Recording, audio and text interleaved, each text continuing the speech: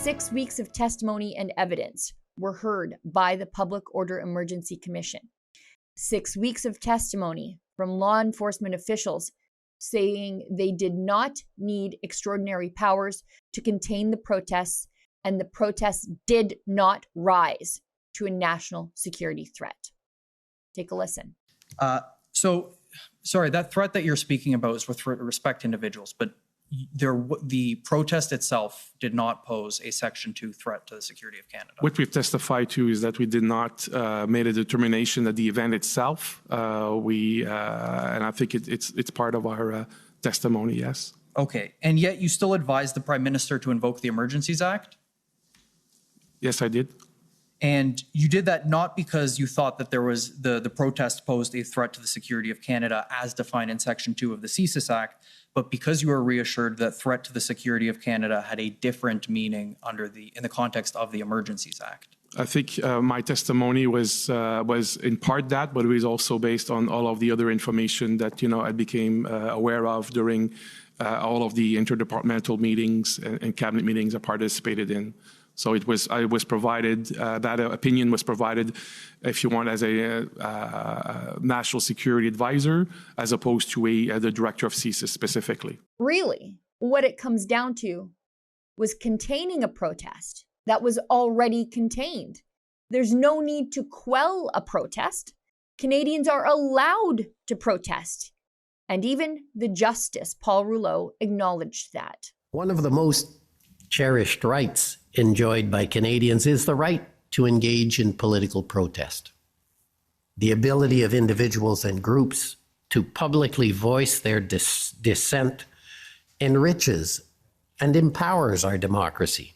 It's hardly surprising that government health measures would cause some form of protest in response, given their impact on people's lives. What was surprising was the size and scale of these protests and the way in which they proliferated across the country. The majority of those who participated in the protests were animated by a genuine desire to engage in peaceful demonstrations so that their voices would be heard by leaders in government. They wished to exercise their fundamental right to express their political views, and they had a right to do so.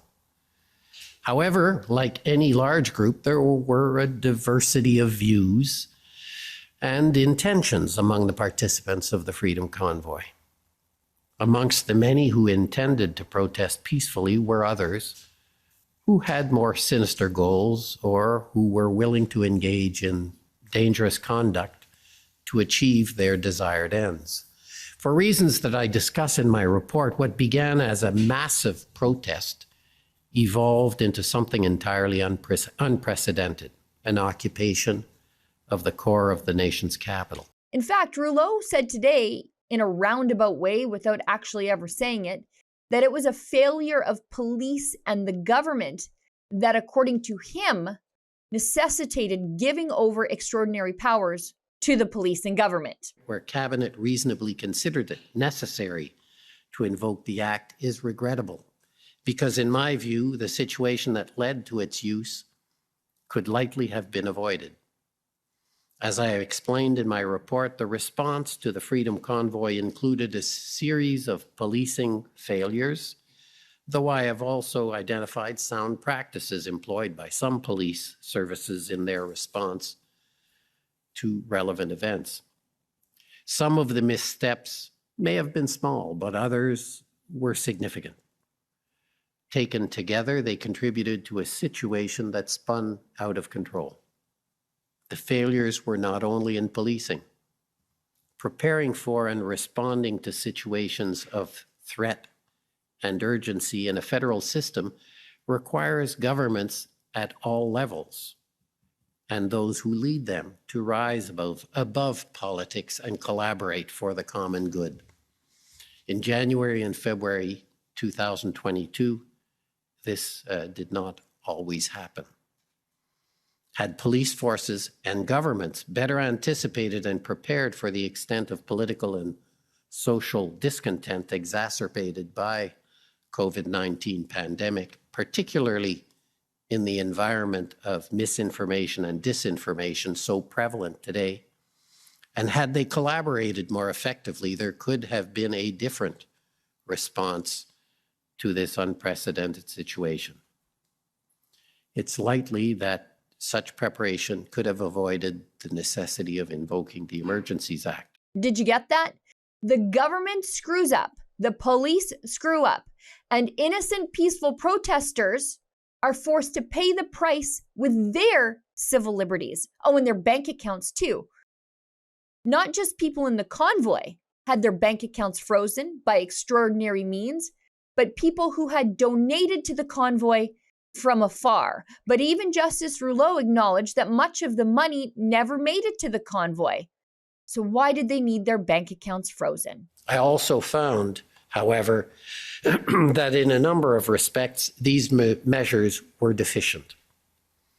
These included important aspects of the Emergency Economic Measures Order, such as the absence of any discretion related to the freezing of accounts or assets, and the failure to provide a clear way for individuals to have their assets unfrozen once they were no longer engaged in illegal conduct. But sadly, in Canada, there will be no consequences for a government that either joked or seriously considered using tanks on my fellow Canadian citizens who were only there in Ottawa to protest the very things the government had done to them. I believe Minister Lametti has mentioned that that was made in jest.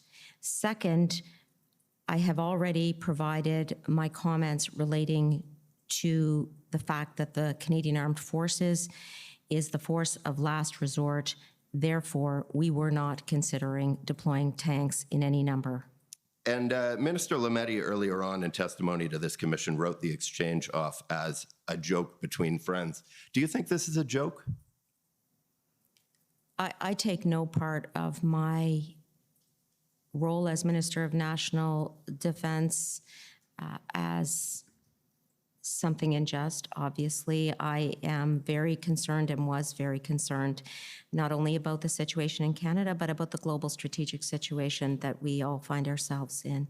And so I am very concerned to make sure that we are making decisions with full information. And I know that's the case with Minister Lametti, as well as the other colleagues around the table. This was a very difficult time, and we were all doing our very best in our respective portfolios.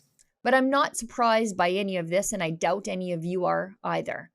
Has Justin Trudeau ever paid a consequence for any of his bad behavior, his ethics violations, his absolute mistreatment and disgust at Canadians who simply share a different worldview than him? Puis on en connaît tous des gens qui sont en train d'hésiter un petit peu. On va continuer d'essayer de les convaincre. Mais il y a aussi des gens qui sont farouchement opposés à la vaccination. Qui sont extrémistes. Qui ne croient pas dans la science, qui sont souvent misogynes, souvent racistes aussi. C'est un petit groupe, mais qui prend de la place. Et là, il faut faire un choix en tant que leader, en tant que pays. Est-ce qu'on tolère? No, I wasn't expecting Justin Trudeau to be held to account today. And I'm never expecting him to be held to account for anything he's ever done. Groping, grifting, demeaning. It's all just how Trudeau governs. And parts of this country excuse it. But my concerns today are for the future. Because the Emergencies Act is about to get easier to invoke if the government adopts Justice Rouleau's suggestions. Take a listen very carefully here. I also found, however, that in a number of respects, these measures were deficient. These included important aspects of the Emergency Economic Measures Order, such as the absence of any discretion related to freezing assets, and the failure to provide a clear way for individuals to have their assets unfrozen when they were no longer engaged in illegal conduct. The report concludes with a set of 56 recommendations. My recommendations relate to 6 broad areas: policing, federal intelligence collection and coordination, critical trade corridors and infrastructure, reforms to the Emergencies Act, other areas for further study, and follow-up and accountability following the release of my report. I hope that these recommendations will go some way to addressing the various issues and deficiencies of a systemic nature that I identify in my report. Did you catch that? It's number 4 that should worry us all. Reforms of the Emergencies Act. Justice Rouleau is asking the Liberals to reform the Emergencies Act. And what that means, it's not going to be more difficult to invoke in the future. What that means is it's going to be easier the next time around, because there will be a next time around, because they've gotten away with it once and it worked, so they will do it again. That was an excerpt from the Ezra Levant Show. I'm Ezra Levant. Every weekday, I do a monologue about the topic of the day. Then I interview a fascinating guest either in studio or via Skype. And then I read your mail, whether it's fan mail or hate mail, which is sometimes even more interesting. This is on our premium service, though, called Rebel News Plus. Go to rebelnewsplus.com. It's $8 a month or less if you buy a whole year in advance. You get my show every weeknight, plus Sheila Gunn Reid's show every week. It's called The Gun Show. It's pretty amazing. You know, we rely on you because we do not take a dime from the government. In Canada, that makes us almost unique. So please help us out and help yourself to some great journalism at rebelnewsplus.com.